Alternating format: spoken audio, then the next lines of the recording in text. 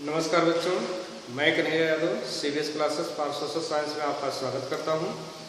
आज की वीडियो के अंतर्गत हम लोग जल संसाधन के भाग 2 का अध्ययन करेंगे। तो आइए शुरू करते हैं। भाग 2 के शुरू में हम लोग भाग 2 की शुरुआत में सबसे पहले हम लोग जल संरक्षण एवं प्रबंधन की आवश्यकता के बारे में अध्ययन करेंगे। आइए शुरू करते हैं। जल संरक्षण एवं प्रबंधन की आवश्यकता क्यों है?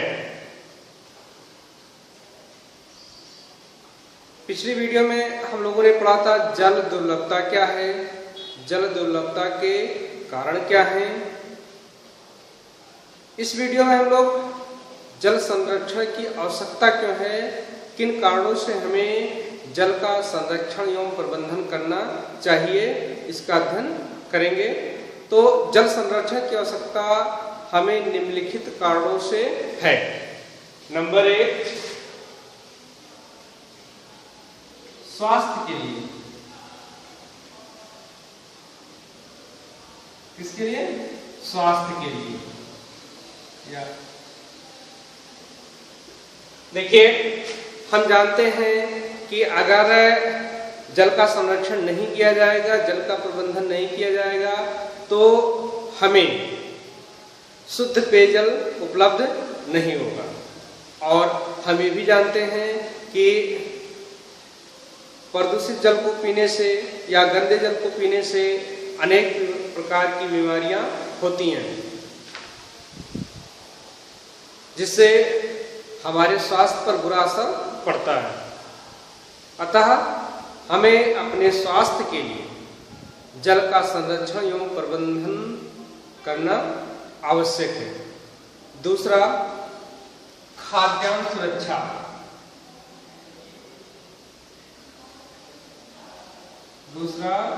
खाद्यान्न सुरक्षा।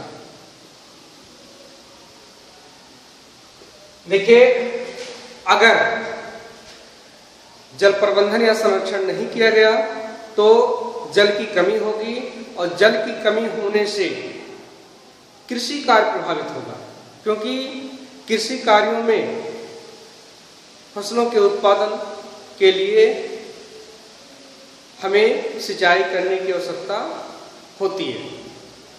अगर जल पर्याप्त मात्रा में नहीं रहेगा तो हम कृषि कार्य सही से नहीं कर पाएंगे, जिससे उत्पादन प्रभावित होगा, जिससे खाद्यान्न संकट उत्पन्न होगा। अतः खाद्यान्न सुरक्षा के लिए, खाद्यान्न की सुरक्षा के लिए, खाद्यान्न को लेकर के हमारे सामने कोई समस्या ना आए, इसके लिए हमें जल का संरक्षण करना जरूरी है, आवश्यक है। अगला पॉइंट है अपनी आजीविका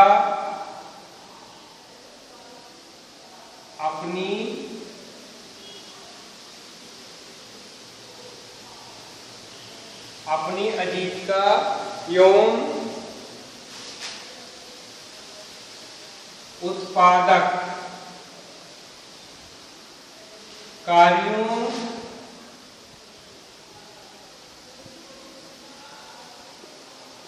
की निरंतरता के लिए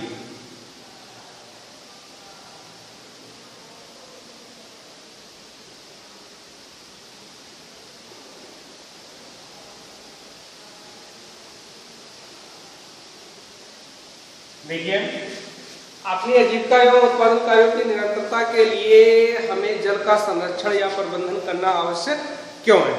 देखिए, हर कोई व्यक्ति अपनी जीविका को चलाने के लिए किसी न किसी प्रकार की गतिविधियों में संलग्न होता है।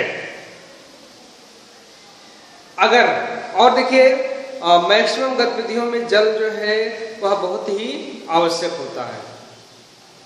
और देखिए, कृषि कार्य में बेहद ही आवश्यक होता है। अगर किसी आगे तो आपको पढ़ाया जाएगा आर्थिक क्रियाएं कितने प्रकार की होती हैं, किसी एक प्रकार की अगर आर्थिक गतिविधि प्रभावित होती है तो और अन्य प्रकार की आर्थिक गतिविधियां प्रभावित हो जाएंगी। जैसे अगर कृषि कार्य प्रभावित होता है, क्योंकि कृषि कार्य में जल बहुत ही महत्वपूर्ण है। प्राथमिक कार्यों में या कृषि कार्यों में जैसे कृषि पशुपालन आदि में जल बहुत ही महत्वपूर्ण है। अगर कृषि कार्य प्रभावित हुआ तो बहुत से लोग अपनी आजीविका कृषि के माध्यम से चला रहे हैं और बहुत से उद्योग धंधों को कच्चे माल कृषि क्षेत्र से प्राप्त हो रहा है और बहुत से लोग संचार परिवहन आदि के लिए कृषि से ही रोजगार पा रहे हैं। यानी कि बहुत से लोग संचार परिवहन आदि की सुविधा जो है वह कृषि कार्यों के लिए उपलब्ध करा रहे हैं। इससे उनको उस क्षेत्र में रोजगार प्राप्त हो रहा है। अगर कृषि कार्य प्रभावित होगा तो जो लोग ऐसे कार्यों में लगे हुए हैं वो प्रभावित हो जाएंगे, जिससे उनकी आजीविका चलनी कठिन हो जाएगी। इसलिए जल का संरक्षण करना आवश्यक है। किसके लिए? अपनी आजीविका और उत्पादन का लगातार चलता रहे, इसके लिए जल का संरक्षण करना आवश्यक है। भाई अगर किसी मान लेते हैं एक स्टेप प्रभावित हो गए, किसी आर्थिक गतिविधियों की कोई एक क्षेत्र या कोई एक गतिविधि अगर प्रभावित हो जाती है, सपोज दैट कृषि क्षेत्र प्रभावित हो जाता है, तो कृषि क्षेत्र में बहुत से लोग रोजगार प्राप्त कर रहे हैं, उनकी आजीविका कृषि के माध्यम से चल रही है, उनमें आय की प्राप्ति जो हो रही है कृषि कार्यों से प्राप्ति हो रही है, और अगर उनको आय प्राप्त हो रही है तो और अन्य वस्तुओं का उपयोग, अन्य सेवाओं का उपयोग कर रहे हैं। अगर उनकी आय प्रभावित हो जाएगी तो वस्तुओं और सेवाओं का उपयोग करना कम कर देंगे या बंद कर देंगे, जिससे उद्योग धंधों में, सेवाओं में जो लोग रोजगार प्राप्त कर रहे हैं या उसके माध्यम से जो अपनी आजीविका चला रहे हैं वो प्रभावित हो जाएंगे। इसके लिए हमें जल का संरक्षण करना आवश्यक है ताकि हमारी आजीविका और उत्पादन कार्यों की निरंतरता बनी रहे। अगला जो है वह है पारिस्थितिकी संतुलन के लिए। चौथा,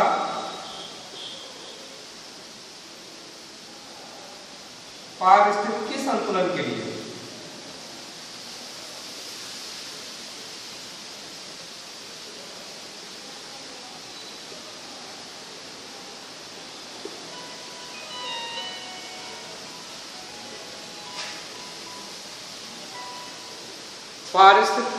संतुलन के लिए देखिए, जल से ही पेड़ पौधे वनस्पतियां आदि का विकास होता है। जल से और अनेक प्रकार के जीव जंतुओं का विकास होता है जो पर्यावरण संतुलन में महत्वपूर्ण भूमिका निभाते हैं। अगर जल की कमी होगी, जल प्रदूषित होगा तो पेड़ पौधे वनस्पतियों जीव जंतुओं का विकास प्रभावित होगा, जिससे पारिस्थितिकी असंतुलन उत्पन्न हो जाएगा, जिससे हमको अनेक समस्याओं का सामना करना पड़ सकता है। इसलिए पारिस्थितिकी संतुलन बना रहे, इसलिए हमें जल संरक्षण एवं उसका प्रबंधन करना आवश्यक है। ये कुछ कारण रहे, कुछ बातें रही जिनकी वजह से हमें जल का संरक्षण एवं प्रबंधन करना चाहिए। ऐसे और भी पॉइंटें और भी बातें हो सकती हैं।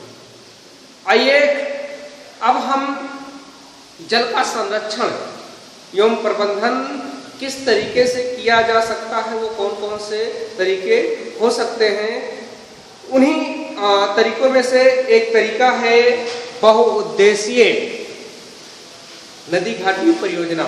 उसके बारे में जानकारी प्राप्त करते हैं।